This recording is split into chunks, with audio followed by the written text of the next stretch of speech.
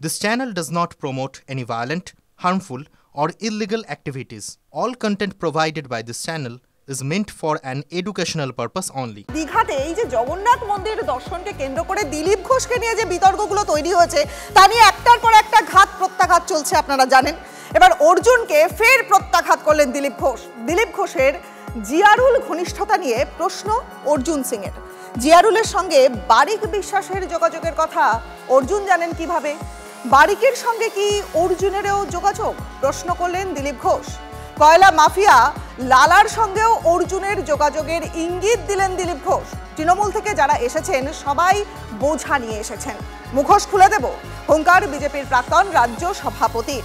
UEM Jaipur is a perfect target for prospective students aspiring for good jobs, good education with future-ready skills. না, জিয়ারুলের মতো 1000-এর বেশি লোককে আমি বিভিন্ন সংস্থায় প্রতিনিধি করে পাঠিয়েছি। কারণ যে ক্ষমতায় থাকে সরকারের সেই পার্টি রেকমেন্ড করে। নাম জিয়ারুল হচ্ছে দিশা কমিটির মেম্বার, তাকে আমি জানি, অনেক দিন ধরে জানি, এবং কেন্দ্রীয় মন্ত্রী তাকে করেছেন। সে কার সঙ্গে যুক্ত কি যদি থাকে ইনলিগাল কাজে, তাকে শাস্তি পেতে হবে, আইন আছে। কিন্তু উনি কি করে জানলেন যে বারিক বিশ্বাসের সঙ্গে যোগাযোগ আছে? ওনারও কি বারিক বিশ্বাসের সঙ্গে যোগাযোগ আছে? আমি যদি বলি আর অর্জুন সিংয়ের লালার সঙ্গে যোগাযোগ আছে, নিয়মিত কয়লার টাকা নেয়।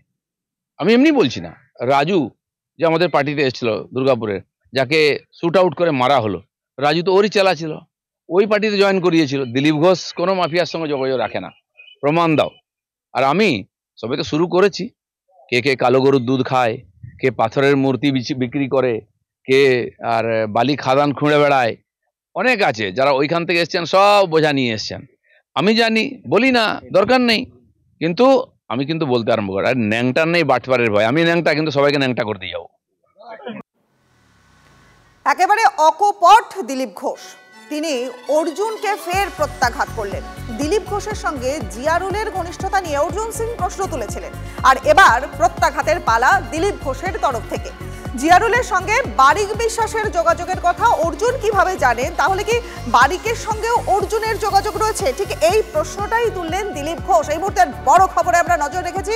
দিলীপ ঘোষ এবার প্রত্যাঘাতে নেমে পড়েছেন, কারণ জিয়ারুলের সঙ্গে যে বারিক বিশ্বাসের যোগাযোগ রয়েছে সে কথা অর্জুন জানলেন কি করে?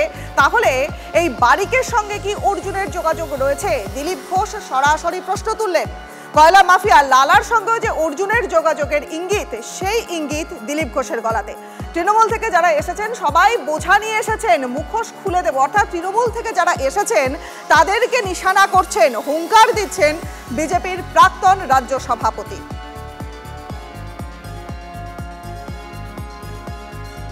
গতকালই দিলীপ ঘোষকে নিশানা করেছিলেন অর্জুন সিং। শাসক ঘনিষ্ঠ দুষ্কৃতীকে নিয়ে ঘুরে বেড়াচ্ছেন দিলীপ ঘোষ। বারিক বিশ্বাস ঘনিষ্ঠ জিয়ারুল হককে সঙ্গে নিয়ে ঘুরছেন। শেখ শাহজাহান ঘনিষ্ঠ এই বারিক বিশ্বাস। জিয়ারুল হককে নিয়ে দীঘার জগন্নাথ মন্দিরে গিয়েছিলেন দিলীপ ঘোষ। বিস্ফোরক দাবি অর্জুন সিং এর। গতকাল দিলীপ ঘোষকে নিশানা করলেন অর্জুন সিং। জিয়াউর হককে নিয়ে উনি ঘুরে বেড়াচ্ছেন। জিয়াউর হক হলো একজন বিজনেসম্যান, ইল্লিগাল বিজনেসম্যান। সেই বিজনেসম্যানকে নিয়ে উনি ঘুরে বেড়াচ্ছেন। উনি ডিআরএম কাছে যাচ্ছেন, উনি জুট রিসার্চ সেন্টারে যাচ্ছেন, উনি এয়ারপোর্টে অথরিটির কাছে যাচ্ছেন, উনি এইমসে চলে যাচ্ছেন। জিয়াউর হককে সামনে রেখে উনি ব্যবসা করছেন। এই জিয়াউর হক হলো দিলীপ বাবু, আর এই জিয়াউর হক হলো বারিক বিশ্বাসের ফ্রন্টম্যান। বারিক বিশ্বাস কে? বারিক বিশ্বাস স্মাগলার অফ তৃণমূল কংগ্রেসে। আমরা যোগাযোগ করেছিলাম জিয়ারুল হকের সঙ্গে। জিয়ারুল হক তিনি কি বলেছেন শুনুন। হ্যালো, হ্যাঁ, অর্জুন সিং আপনি তো জেনেছেন নিশ্চয়ই এতক্ষণে যে অর্জুন সিং, দেখছি অর্জুন সিং অনেক করছে। হ্যাঁ, বারিক বিশ্বাসের সাথে আপনার ঘনিষ্ঠ সম্পর্ক আছে। দেখুন, একটা জিনিস, আজকের দিনে যে কেউ তার নিজস্ব বাক স্বাধীনতা আছে, সে যা খুশি বলতে পারে, ঠিক আছে, কিন্তু তাকে তো প্রমাণ করতে হবে কোনো কিছু। মুখে বলে দিলেই তো হবে না। ভারতবর্ষে আইন ব্যবস্থা বলে কিছু রয়েছে। তো যেটা বলছে তাদেরকে একটাই আপনাদের মাধ্যম দিয়ে বলতে চাই যে আপনারা একটা ক্লু দিন আর একটা প্রমাণ দিন, ঠিক আছে। যদি কোনো রকম কোনো কিছুর সঙ্গে জিয়ারুল হক জড়িত থাকে তাহলে তার এগেনস্টে ভারতীয় আইনে যা যা ব্যবস্থা নেওয়ার সেসবগুলো নেওয়া হবে। আর যদি না দিতে পারেন তাহলে আপনাদের এগেনস্টে কি হবে? মাথা পেতে নেবেন তো সেগুলো? হ্যাঁ, প্রশ্ন যেটা উঠছে, এই যে আপনি দীঘার জগন্নাথ মন্দিরে গেছিলেন ওনার সাথে, বা বিভিন্ন প্রোগ্রামে আপনি ওনার সঙ্গে যাচ্ছেন, এইখান থেকে ওনার সঙ্গে বলতে কার সঙ্গে? দিলীপ ঘোষের সঙ্গে। হ্যাঁ, মানে এটা তো আপনি ছিলেন। আমি তো দিলীপ ঘোষের হোল হার্টেড ফ্যান। আচ্ছা, ওনার সঙ্গে 6 বছর ধরে আমি ওনার ফ্যান হয়ে, ওনার ফলোয়ার্স হয়ে রয়েছি। এই মুহূর্তে আমরা যোগাযোগ করেছি জয়প্রকাশ মজুমদারের সঙ্গে। জয়প্রকাশ বাবু, দিলীপ ঘোষ তিনি বলছেন যে এই যে জিয়ারুলের সঙ্গে বারিক বিশ্বাসের যোগাযোগ, সেই যোগাযোগকে কেন্দ্র করে তিনি অর্জুন সিংকে কটাক্ষ করছেন। কিন্তু আরও একটা গুরুত্বপূর্ণ কথা তিনি বলেছেন, তিনি কিন্তু বলছেন যে তৃণমূল থেকে যারা এসেছেন সবাই নাকি বোঝা নিয়ে এসেছেন, তাদের মুখোশ খুলে দেবেন তিনি। তৃণমূলের যারা বিজেপিতে গেছে তারা কি বোঝা নিয়ে গেছে? আপনার কি রিয়াকশন? না, বিজেপির ভেতরে অনেক, তাদের বাক্স তরঙ্গতে অনেক ময়লা কাপড়, অনেক ময়লা জিনিস, অনেক কঙ্কাল লুকিয়ে আছে। এখন দিলীপ ঘোষের এই রিসেন্টলি যে ঘটনা হয়েছে, মমতা বন্দ্যোপাধ্যায়ের নিমন্ত্রণে তিনি হিন্দু মন্দির, জগন্নাথ দেবের মন্দির দর্শনে গিয়েছিলেন, তাই নিয়ে হিন্দুবাদী পার্টির গায়ে ফসকা পড়ছে, তারা নানা রকম কথা বলছে এবং পক্ষান্তরে তার ফল হিসেবে সেই ময়লাগুলো বাইরে নিয়ে আসছে সবাই। ভালো তো, সমস্ত ময়লা বাইরে নিয়ে এসে জনসমক্ষে দেখাচ্ছে।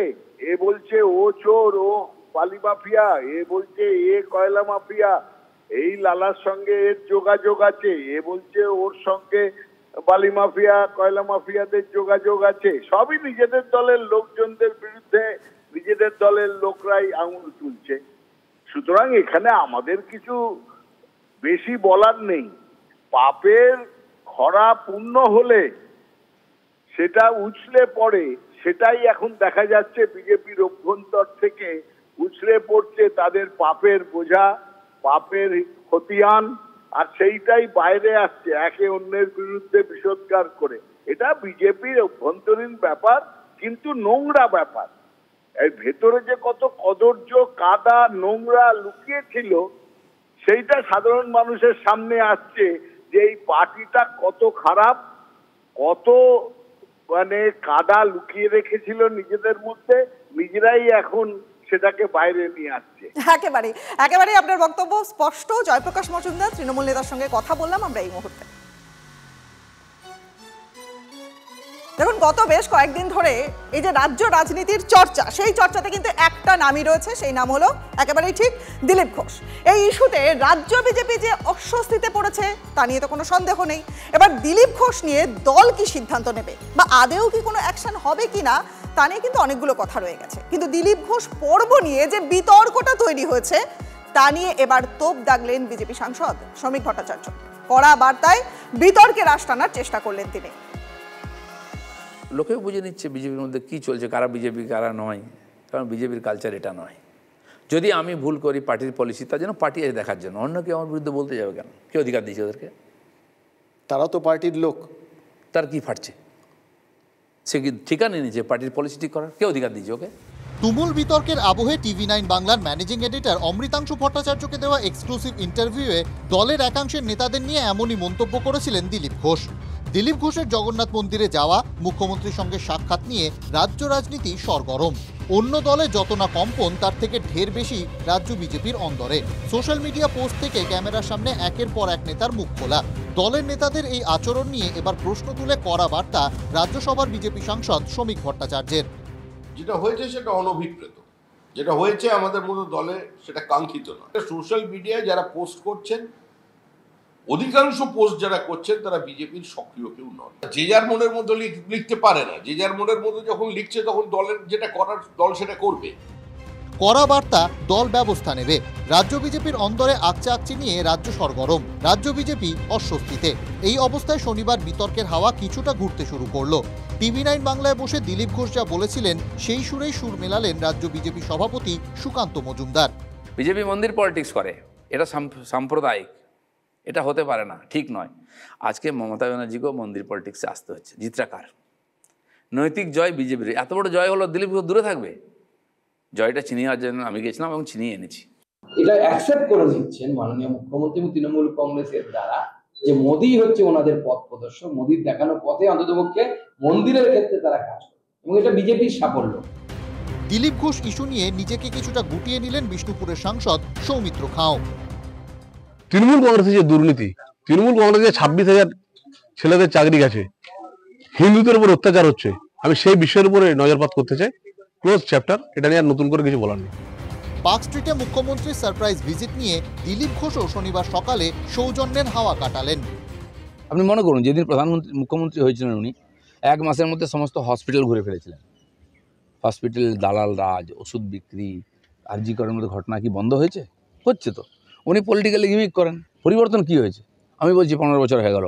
বলুন তো সেদিন আর আজকের মধ্যে এই যে প্রাথমিক পরিষেবাগুলোর কি পরিবর্তন হয়েছে? দিলীপ ঘোষকে নিয়ে রাজ্য বিজেপি যে অস্বস্তিতে পড়েছে তাতে সন্দেহ নেই। নিচু তলার একাংশের কর্মীদের মধ্যেও প্রাথমিক প্রতিক্রিয়া অস্বস্তির কারণ। সামনেই 26-এর ভোট যুদ্ধ, তাই দ্রুত বিতর্কের অবসান করতে মরিয়া রাজ্য BJP. Bureau report, TV9 Bangla.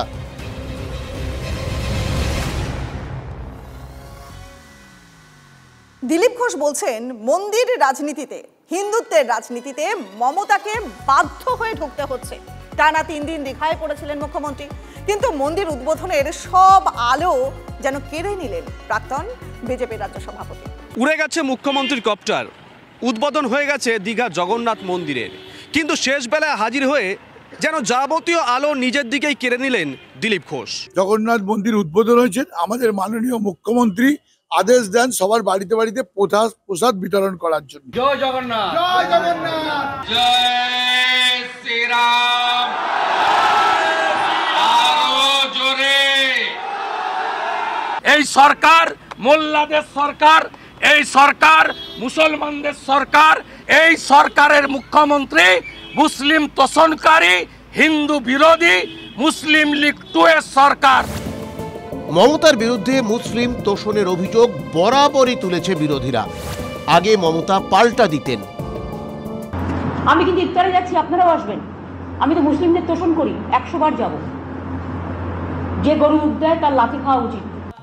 আর এখন এই সরকার মোল্লাদের সরকার, এই সরকার মুসলমানদের সরকার, এই সরকারের মুখ্যমন্ত্রী মুসলিম তোষণকারী, হিন্দু বিরোধী, মুসলিম লীগ 2 এর সরকার। আমাকে বলেছে আমি নাকি হিন্দু ধর্মকে তাচ্ছিল্য করি, আর আমি মুসলিম লীগ করি। মুসলিমদের সরকার, মোল্লাদের সরকার, মমতার সরকার। আপনি বিরোধী দল নেতা হিসাবে যে অ্যালিগেশন করেছেন, আমি প্রধানমন্ত্রীকে চিঠি দিয়ে জানাবো, এ কথা আপনি বলতে পারেন কিনা? আমি গর্বিত, আমি হিন্দু। বাবা, কবে থেকে উনি হিন্দু ধর্মের নেতা হয়ে গেলে? আমিও কিন্তু ব্রাহ্মণ পরিবারের মেয়ে। মন্দির একটা শিব মন্দির, সেই দেওয়ালে যেখানে আমি মাথা রেখে ঘুমাই, কাজে তোমাদের কারো কিছু করবার ক্ষমতা আমাকে নেই। উনি হরিয়ানা, মহারাষ্ট্র, দিল্লিতে হিন্দু ভোট এক হওয়ার জন্য আতঙ্কিত। বিরোধী দলনেতা বলছেন ভয়ে এসব বলছেন মুখ্যমন্ত্রী। যদি কেউ শুভেন্দুবাবু মনে করেন যে প্রশ্নচিহ্ন মমতা বন্দ্যোপাধ্যায়ের গায়ে লাগছে, তাহলে উনি জেনে রেখে দিন, जो ममता दीदी से टकराएगा वो चूर चूर हो जाएगा। মুখর মুখপাত্রও এখন বারবার মনে করিয়ে দিচ্ছেন মুখ্যমন্ত্রী হিন্দু ঘরের মেয়ে, ব্রাহ্মণ সন্তান। মমতা বন্দ্যোপাধ্যায় হিন্দু বাড়ির মেয়ে, মমতা বন্দ্যোপাধ্যায় নিজে হিন্দু ব্রাহ্মণ পরিবার থেকে, কিন্তু তিনি সব ধর্মকে সমানভাবে সম্মান করেন। ধর্মনিরপেক্ষতার স্পিরিটটাকে ঠিকঠাক রাখতে হবে। ঘুরে ঘুরে একটা অঙ্ক শোনাচ্ছেন বিরোধী দলনেতা, হিন্দু ভোটের অঙ্ক। হিন্দুরা এক কাট্টা হয়েছে, আর একটু করা দরকার। হিন্দু 39% এক কাট্টা হয়েছে বলেই আমরা 2,33,27,000 ভোট, আর 5% হিন্দুকে আমাদের পক্ষে ভোট করাতে হবে। 5% হিন্দু ভোট ঘুরে গেলেই কেল্লা ফতে। তাই হিন্দুত্বের আবেগে বারবার নাড়া দিয়ে যাচ্ছে বিজেপি। ভাঙন ঠেকাতেই কি কখনো নিজেকে ব্রাহ্মণ সন্তান বলা, কখনো দীঘার মন্দিরের এলাহি উদ্বোধন, কখনো প্রসাদ ঘরে ঘরে পৌঁছে দেওয়া। আমি ব্যানার্জি, আমি ব্রাহ্মণ, খুব ভালো লাগছে। হিন্দুদের কাছে যে আপনি কোশ্চেন মার্ক হয়ে গেছেন, আপনাকে যে বলতে হচ্ছে আমি হিন্দু, আপনাকে যে বলতে হচ্ছে আমি ব্যানার্জি পরিবার, আপনাকে যে বলতে হচ্ছে আমি শিব ঠাকুরের দিকে মাথা করে ঘুমাই, খুব ভালো লাগছে। উনি যদি রাম মন্দিরে যেতেন, সৌজন্য দেখাতেন, আর যেটা মন্দির করতে হলো ওনাকে, আজকে রামনবমীর মিছিল করতে হচ্ছে টিএমসিকে, সেই তো করতে হলো। খুব ভালো লাগছে, লাইনে এসে গেছেন আপনি, সুন্দর লাইনে এসে গেছেন।